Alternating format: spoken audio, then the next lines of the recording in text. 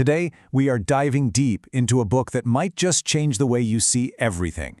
It's called A Happy Pocket Full of Money by David Cameron Gikandi. And let me tell you, this is way more than just a book about finance. It's more like a user's manual for reality itself and how to create real, lasting abundance. So let's get into it. So let's just start with a really provocative question, one that the book throws at you right from the beginning. What if your entire understanding of money is completely backwards? What if the cash, the cards, the numbers in your bank account, what if it's all just a big misunderstanding? And here's the central idea that everything else is built on. Money itself, it has no real value. It's just a symbol. Think of it like a shadow. A shadow isn't a real thing, right? It's just pointing to something that is real. Money is just the shadow of value. And that value, well, that's something we humans create and agree on.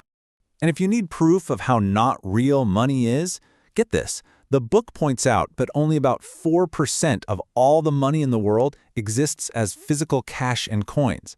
Just 4%. The other 96%, it's just numbers on a computer server somewhere. It's nothing more than an abstract agreement that we all choose to believe in. Okay, so to really get what wealth is, we first have to pull back the curtain on what the universe itself is. And to do that, we need to take a little trip into the wild world of quantum physics. Because, as the book argues, the rules that run the universe at the smallest, most fundamental level, yeah, those are the exact same rules that govern wealth and abundance. Now, don't worry, you are not going to need a degree in theoretical physics for this, I promise. All you need to know is this. Quantum physics is basically the science that explains the fundamental rules of the game of reality itself. It tells us how everything works, from stars and galaxies all the way down to you and your thoughts. So let's go on a quick journey. Imagine you could zoom in on yourself. You'd go past your body, past your organs and tissues, past the individual cells, keep going, past the molecules, and even past the atoms that make up those molecules. What are you left with? You're not left with little solid balls of stuff. Nope. At the very bottom of it all, you're just pure vibrating energy. And this leads to a really profound shift in thinking. The book makes it clear. You are not a solid thing that has energy. You are energy. You're a walking, talking field of energy. And guess what? So is everything else. That chair you're sitting in, the phone in your hand, the air you're breathing, it's all part of one massive, connected ocean of energy. So what this means is that we've got to update our whole worldview. The old way of thinking saw a world of solid, separate things, where we were just kind of bumping into each other. But the quantum worldview, it shows us a universe made of pure potential, a field of energy where everything is connected. And here's the kicker. It's a reality that is literally shaped by our observation. You know, the famous observer effect. Just by looking at something, you change it. So we're not just living in the universe, we are actively creating it, moment by moment. Okay, so if we are creators playing in a field of energy, we kind of need to know the rules of the game, right? How do we actually take this energy and consciously shape it into the life that we really want? Well, rule number one is this. Your thoughts, your beliefs, the pictures you hold in your head, they aren't just passive little daydreams. According to the book, they are literal blueprints. They are the instructions you are feeding into this universal energy field, telling it what to become, what form to take in your life. Here's a great way to think about it. Imagine a movie projector. You've got the light source, that's the universe, the energy. You've got the screen, that's the physical world you see around you. And then you have the film. Your consciousness, your thoughts and feelings, that's the film. Whatever is on that film gets projected onto the screen. So if you don't like the movie you're watching, you can't change it by yelling at the screen. You have to change the film. And the second big rule is about time. The book argues pretty powerfully that the past is just a collection of memories in your head, and the future is just a story you're imagining.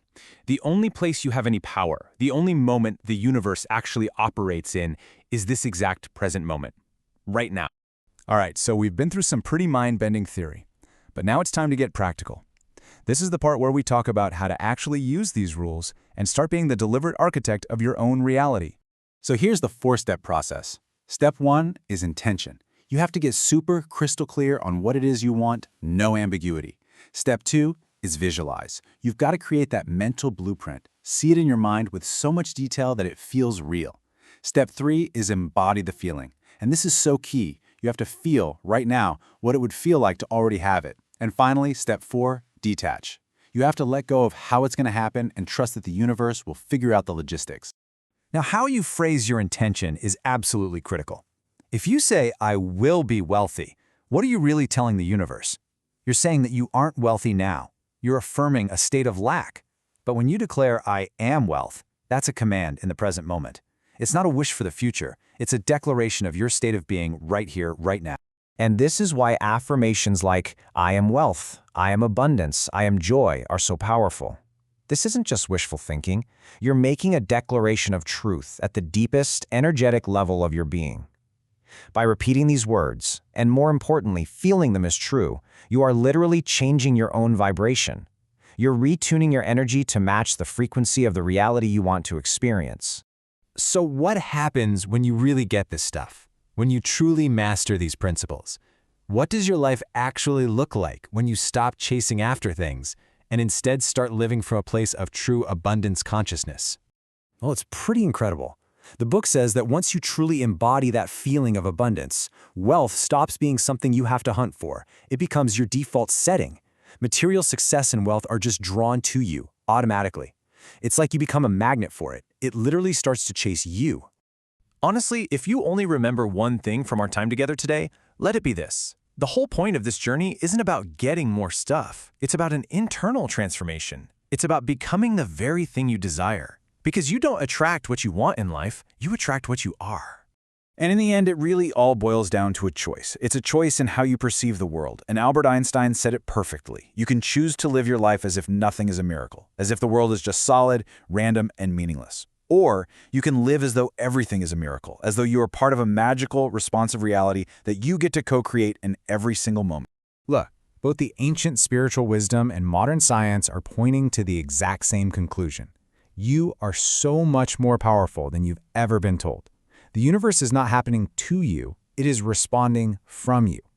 So the only real question left to ask is, now that you know, what instructions will you give it? What will you command?